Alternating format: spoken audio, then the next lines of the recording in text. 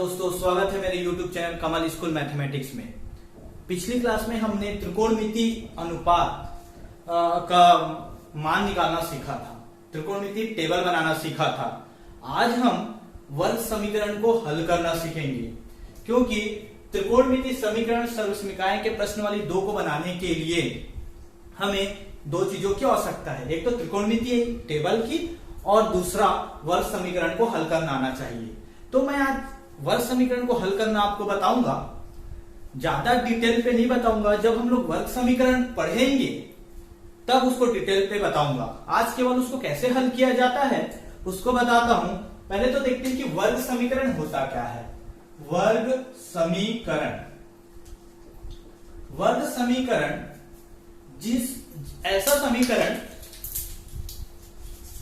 ऐसा समीकरण जिसमें चर राशि की घात दो से उसकी घात दो से कम भी ना हो और उससे ज्यादा भी ना हो।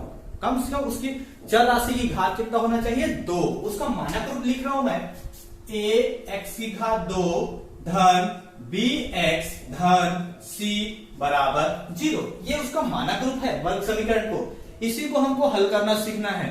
हल करने का 3 तरीके 10वीं कक्षा में दिया है। मैं अभी आपको 2 तरीका बताता हूं। जिस दिन वर्ग समीकरण को बताऊंगा तीसरा तरीका भी बताऊंगा। पहला तरीका हम लोग इसको गुणनखंड विधि से सॉल्व करते हैं और दूसरा सूत्र विधि से। दोनों तरीका बताता हूं आपको, जो अच्छा लगेगा उससे आपको बनाइएगा। तो पहले हम लोग गुणनखंड से बनाता हूं, उसके बाद एक सूत्र विधि से। दोनों तरीके से एक ही बार में बता देता हूं। क्वेश्चन लेके आप लोग उसको सॉल्व कीजिएगा। फिर क्वेश्चन लेता हूं, 2x की घात 2 ऋण 7x धन 3 बराबर 0।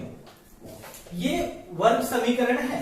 देखिए चर राशि x है, x की घात कितना है? 2 है, 2 से कम भी है। 2 तो होना ही चाहिए, 2 से कम भी उसके साथ होगा तो भी चलेगा।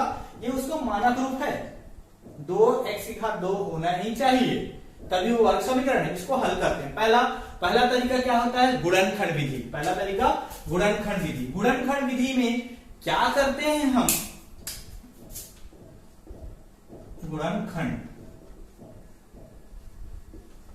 गुणनखंड विधि में कैसे सॉल्व किया जाता है? देखो, इसमें क्या करते हैं, a और c का पहले गुणा करते हैं, a और c का मल्टीप्लाई करते हैं। मतलब 2 और 3 को गुणा करोगे, ये मानक रूप में इस रूप में लिखना पड़ेगा।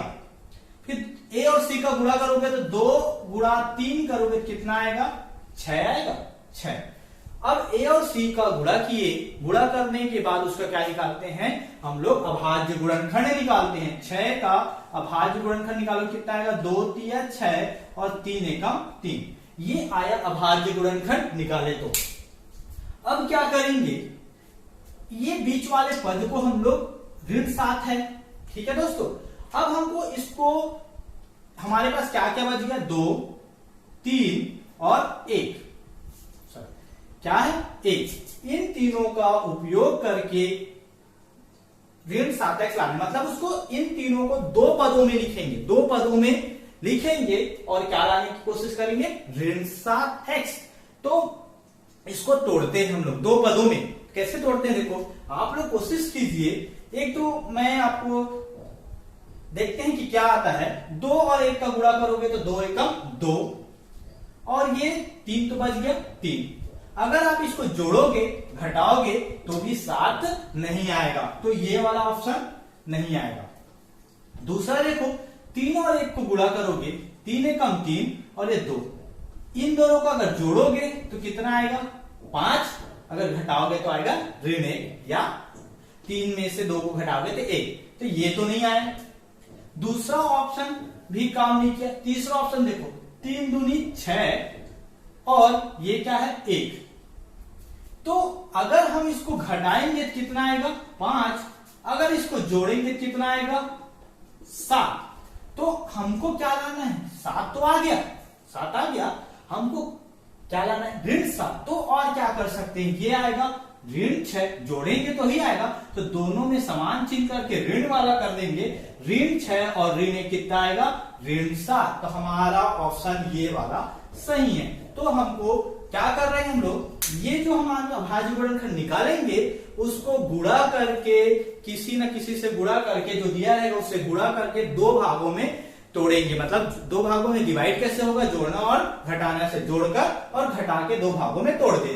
यहां पर अब लिखते हैं इसको, देखो 2x की घात 2, अब ये क्या हो जाएगा, ऋण 6 x के रूप में है तो x लिखेंगे, और ये क्या हो जाएगा ऋण 1, 1 में x को गुणा करोगे ऋण x धन 3 बराबर 0। ये आगे दोस्तों, ये हमारा,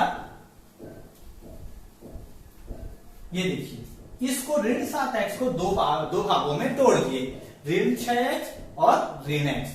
अब यार इसको क्या करेंगे, अब हल करते हैं। देखो 3 पद कितने पदों में डिवाइड हो गए, 4 पदों में। अब दो दो पद का जोड़ी बना लो। अब इसमें इन दोनों में उभयनिष्ठ कॉमन जो रहेगा उसको बाहर निकालेंगे। देखिए क्या क्या कॉमन है, दो दोनों में है, 2 निकलेगा, और दोनों में x है तो x। अब क्या होगा, 2x को जब बाहर निकालोगे, 2x को क्या बचेगा, देखो 2x को बाहर निकालो मतलब 2x का उसमें भाग दे रहे हो, तो 2 से 2 तो निकल गया बाहर, x की घात 2 में x को निकालोगे क्या बचेगा x। आप अगर इसमें दिक्कत होगा तो आप ऐसा लिख सकते हो, भाग दे सकते हो। इस 2x को बाहर निकाले हो तो कैसे भाग जाएगा, इस x को 2 बार लिख दो, और नीचे में क्या है 2x, 2 2 कटेगा, x कटेगा, क्या बचा x।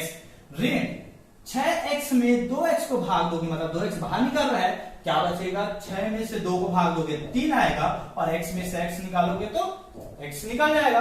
अब देखो इसमें तो कोई कॉमन दिख रहा है क्या, कुछ कॉमन नहीं है 1, तो 1 को बाहर, ये ऋण आएगा और कुछ नहीं, मतलब 1 को बाहर निकालोगे, मतलब क्या है, ऋण को बाहर निकालोगे तो अंदर का साइन चेंज होगा, ये ऋण का क्या हो जाएगा, धन में आएगा, और ये धन में किस में आ जाएगा, ऋण में। अगर आप चेक करना चाहते हो इसको मल्टीप्लाई करके देखो, ऋण 1 का 6 के साथ गुणा होगा तो क्या आएगा ऋण x, और ऋण 1 का ऋण 3 के साथ गुणा होगा क्या आएगा 3, तो +3, मतलब ये हमारा सही है। अब देखते हैं दोस्तों, जब इस गुणनखंड में निकालोगे, तोड़ोगे, तो इसमें देखो जो ब्रैकेट में रहेगा वो सेम रहेगा। देखो x ऋण 3 आया और x ऋण 3 आया, करेक्ट, एकदम सेम। अब इसमें से अब ये 4 पद कितने पदों में डिवाइड हो गया, 2 पदों में, एक पद ये हो गया और दूसरा पद ये। अब इन दोनों पदों में क्या उभयनिष्ठ है, देखो x ऋण 3 इसमें है और x ऋण 3, उसको बाहर निकाल देते हैं। x ऋण 3 को बाहर निकाल दिए तो इसमें से x ऋण 3 निकला तो क्या बच गया, 2x बचा, और इसमें से क्या बच गया, x ऋण 3 निकला तो 1 बच गया, और ये आ गया 0। अब देखिए दोस्तों, इसको अगर ऐसा नहीं कर सकते तो ऐसा भी लिख सकते हो, जो ब्रैकेट में उसको एक बार और जो बच गया उसको एक बार, ये आ गया। अब इसको दो भागों में डिवाइड हो गया। अब इसको कैसे कर सकते हैं, x ऋण 3 अब बराबर ये इसके साथ 0 और ये 2x ऋण 1 बराबर 0। अब देखिए दोस्तों, इसको हल करते हैं, ये ऋण 3, अब इसको समीकरण को हल करते हैं, क्योंकि x बराबर कितना आया, x का मान 1 आया, 3 आया, और दूसरा क्या हो गया 2x। इसमें पहले पक्षांतर इसको करेंगे, ऋण 1 है, उधर जाकर क्या हो जाएगा धन 1, और ये 2 गुणा है तो क्या हो जाएगा भाग, तो 1/2। इसका 2 वैल्यू आया, x का मान कितना वैल्यू आया, 2 वैल्यू, 3 और 1/2। ये गुणनखंड विधि है, एक तरीका है इसको हल करने का। दूसरा तरीका सूत्र विधि है। सूत्र विधि को कैसे हल किया जाता है मैं बता दूं।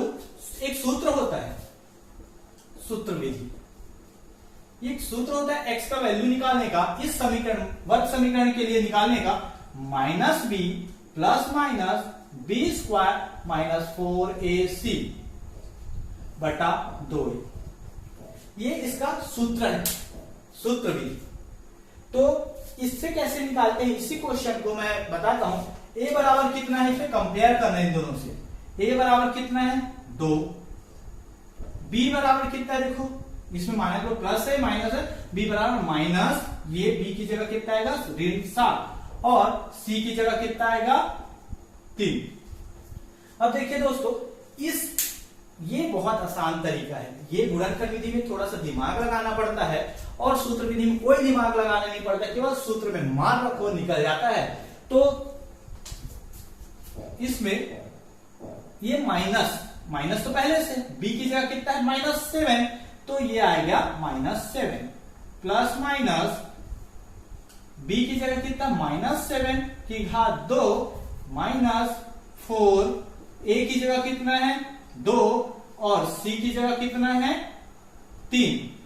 अब ये आ गया बटा 2a, a की जगह कितना है 2। अब ये हो गया 7 minus minus plus, plus minus, ये देखिए दोस्तों 7 का अगर वर्ग करोगे ऋण 7 का तो कैसा है ऋण 7 गुणा ऋण 7, तो कितना आएगा 49। जब भी किसी संख्या के ऋणात्मक के घात में अगर 2 है 4 सम संख्या रहता है तो उसका वैल्यू हमेशा धनात्मक आता है, तो वर्ग है तो हमेशा धनात्मक आएगा। अब 4 दूनी 8, 8 दिया 24, कितना है दोस्तों 24, और ये कितना है 2 दूनी 4। अब इसको आगे हल करते हैं 7 और ये प्लस माइनस, अब 49 में से 24 गया तो आएगा कितना आता है 25, कितना आता है 25, ये वर्गमूल और ये पूरे की घात में 4, पूरे के बटे में 4। अब देखो ये 7 प्लस माइनस 25 का वर्गमूल निकालोगे कितना आता है 5 आएगा और ये 4। अब देखिए दोस्तों इसमें प्लस माइनस, एक बार प्लस चिन्ह लेंगे, प्लस चिन्ह लेने पर और इस तरफ क्या ले लेते हैं माइनस चिन्ह लेने पर,